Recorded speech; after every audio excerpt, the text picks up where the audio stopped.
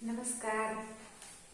સ્વાધ્યાય 8.1 ની અંદર આપણે પ્રશ્ન નંબર 9 પહોંચ્યા છીએ. તો ચાલો 9. પ્રશ્ન નંબર 9. નીચેના દરેકમાં કઈ સંખ્યા મોટી છે? તો એની અંદર નંબર 1 જોવાનો છે આ બંને સંખ્યાઓમાંથી કઈ સંખ્યા મોટી છે. તો મોટી સંખ્યા છે એ જોવા માટે આપણને આવી રીતના જોવાથી ખબર ન પડે કે આ સંખ્યા મોટી છે કે આ સંખ્યા મોટી છે. એના માટે આપણે લસા લેવો પડે છે. લસા લીધા પછી ખબર પડે કે કઈ સંખ્યા મોટી છે. તો સૌપ્રથમ આપણે 3 અને 2 નો લસા લેવાનો છે. તો લસા લેતા આપણે શીખ્યા છીએ એવી રીતે લસા લેશું. 3 અને 2 નો લસા 6 થાય. તો 6 લસા છે. લસા લીધા પછી છેદ સરખા કરવા માટે અહીંયા 2 સાથે ગુણવાના, એટલે અંશમાં પણ 2 સાથે. હવે અહીંયા કેટલા સાથે ગુણવાના?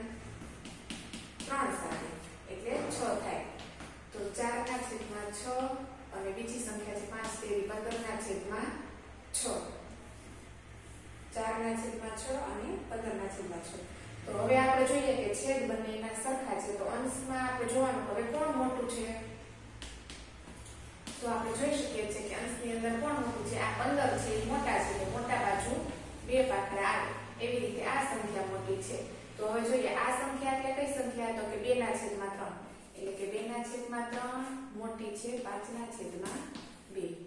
આ આપણો જવાબ છે. કઈ સંખ્યા મોટી છે મેળવવા માટે આપણે લસાનો ઉપયોગ કરવાનો છે. એના પછી નંબર 2.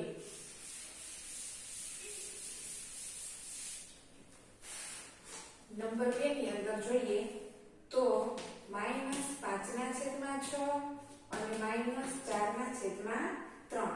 અહીંયા આપણે શું કરવાનું છે? કઈ સંખ્યા મોટી છે? તો બંને સંખ્યા ઋણ સંખ્યા છે અને છેદ પણ અલગ અલગ છે. એટલા માટે છેદ પહેલા સરખા કરવા માટે 6 અને 3 નો લસા લેવાનો છે. આ બંનેનો લસા કેટલો થશે? તો કે 6 થશે. એટલે કે આ બંનેનો લસા 6 છે. તો હવે લસા લીધા પછી શું કરવાનું? છેદ સરખા કરવાના. છેદ સરખા કરવા માટે અહીંયા કોની સાથે ગુણાકાર કરવો પડે? 1 સાથે. અને અહીંયા કોની સાથે ગુણાકાર કરવો પડે? 2 સાથે. એટલા માટે છેદ સરખા થઈ જાય.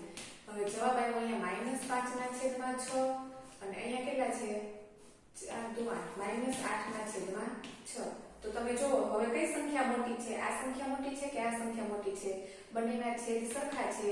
માઈનસ સંખ્યા નાની હોય એ મોટી હોય, એટલે એની બાજુ 2 પાકડા. તેથી તમારે અહીંયા લખવાનું -5/6 મોટી છે કોના કરતા? -4/3 એના કરતા મોટી છે. આ આપણો જવાબ. એના પછી નંબર 3 નાની છે કે મોટી છે એ સંખ્યા તમારે લસા લઈને ખબર પડે. એટલા માટે લસા ફરજિયાત લેવો પડે. -3/4 અને 2/3. હવે તમે જુઓ અહીંયા પણ આપણે શું કરવાનું છે? બંને ઋણ સંખ્યા છે. એટલે સૌપ્રથમ આપણે 4 અને 3 નો માઈનસ તે એક બાજુ રાખવાના છે. માઈનસ આપણે પછીથી લખી નાખશું. તો -3 અને 4 નો લસા કેટલો થાય? તો એનો લસા થાય છે 12. પરંતુ કેવા 12 થાય છે? -12 થાય છે એનો લસા. એટલા માટે આપણે અહીંયા જોઈએ હવે કેવી રીતે કરવાનું. -3/4 અને 2/3. તો હવે આને કોની સાથે ગુણાકાર કરશું આપણે? 4 ને લસા 12 છે. તો 12 લેવા માટે કોની સાથે ગુણાકાર કરશું? 3 સાથે. અને આને કોની સાથે ગુણાકાર કરશું આપણે? લસા 12 લેવા માટે 4 સાથે. તો હવે તમે જુઓ આનો જવાબ કેટલો આવે છે? -9/12 અને 8/12. હવે આપણે જોઈએ કે આમાં કઈ સંખ્યા મોટી છે. ચાલો તો અત્યારે આપણે જોઈએ કે આ ઋણ સંખ્યા મોટી છે.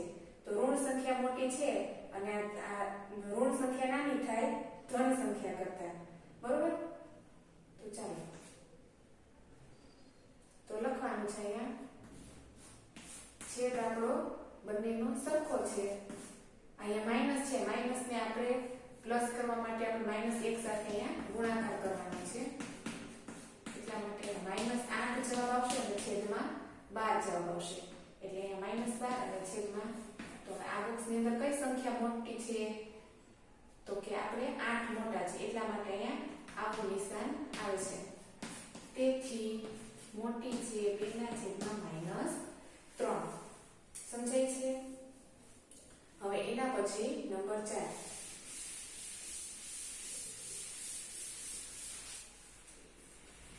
નંબર 4 ની અંદર રકમ છે -1/4 અને ખાલી 1/4. તો તમે જુઓ આ રકમ જોતા જ તમને આ રકમ છે ઋણ સંખ્યા છે અને આ સંખ્યા છે એ ધન સંખ્યા છે. તો લખવાનું ઋણ સમય સંખ્યા છે.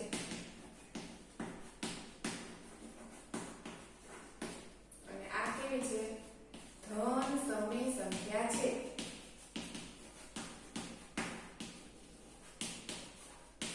તો જુઓ ઋણ સંખ્યા છે એ ધન સંખ્યા કરતા હંમેશા નાની હોય છે. તેથી -1 નાના હોય છે 1/4. એના કરતા આ ઋણ સંખ્યા નાની હોય છે. હવે નંબર 5.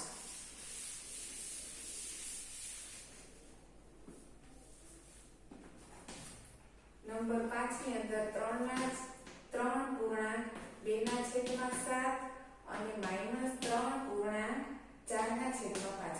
જો વિદ્યાર્થી મિત્રો આવી સંખ્યા આપે એટલે આપણે સૌપ્રથમ તો એને સંખ્યાને પહેલા તો ફેરવવાની છે. આ મિશ્ર સ્વરૂપમાં છે એમાંથી ફેરવવાની એટલે પહેલા આપણે અશુદ્ધ સ્વરૂપમાં લખીએ.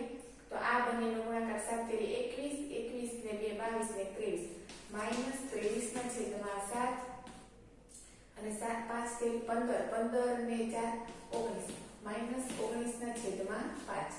બરોબર. હવે આપણે અહીંથી ચાલુ કરવાનું છે લસા લેવાનું. સૌપ્રથમ શું કરવાનું? લસા લેવાનો છે. કોનો 7 અને 5 નો 7 × 5 કેટલા થાય? 35. તો હવે આપણે છેદ સરખા કરવા માટે શું કરવાનું? છેદમાં કોની સાથે? 5 સાથે અને આ બાજુ કેટલા સાથે? 7 સાથે ગુણાકાર કરવાનો છે. તો 23 × 5 કેટલા થાય? 5 × 15 નો 5 નો વધીએ 5 × 10 ને 11 -115 15 અને 35 અને 9 × 7 63 નો તગડો વધીએ 7 ને 8 9 × 7 63 ને 7 7 અને 6 13 133/35. હવે છેદ આપણા બંનેના સરખા છે. તો હવે કઈ સંખ્યા મોટી છે? આ સંખ્યા મોટી છે કે આ સંખ્યા મોટી છે? તો તમે કહી શકો છો કે ઋણ સંખ્યા હંમેશા નાની હોય એ મોટી હોય અને મોટી હોય એ નાની હોય. એટલે અહીંયા આપણે આવી નિશાની આવે છે. તો તમે લખી શકો તેથી 3/2/7 મોટા છે -3/4/5 કરતા. આ આપણો જવાબ છે. એના પછી નંબર 5 પૂરું. બરોબર. અહીંયાથી આપણે 5 દાખલા પ્રશ્ન નંબર 9 પૂરો થાય છે. પ્રશ્ન નંબર 10 આગળનામાં જોવાનો છે. જો વિદ્યાર્થી મિત્રો તમને કંઈ ન સમજાય તો કોમેન્ટમાં જરૂરથી લખજો. અમારી ચેનલને લાઈક કરો, શેર કરો અને સબસ્ક્રાઇબ કરો. મેથ્સ ઓનલાઈન સ્ટડીની અંદર તમારું હાર્દિક સ્વાગત છે.